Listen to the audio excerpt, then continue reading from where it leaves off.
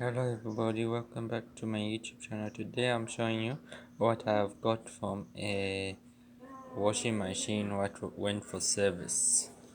This is the motherboard of the display of the washing machine. These are the displays here. Some LED lights, some capacitors, resistors, clicking switches, some more lights.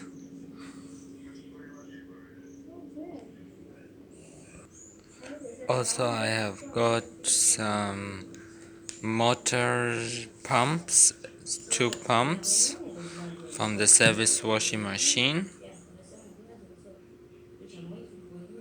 two pumps. That's all from the washing machine for my future projects. Subscribe for more videos. See you next time.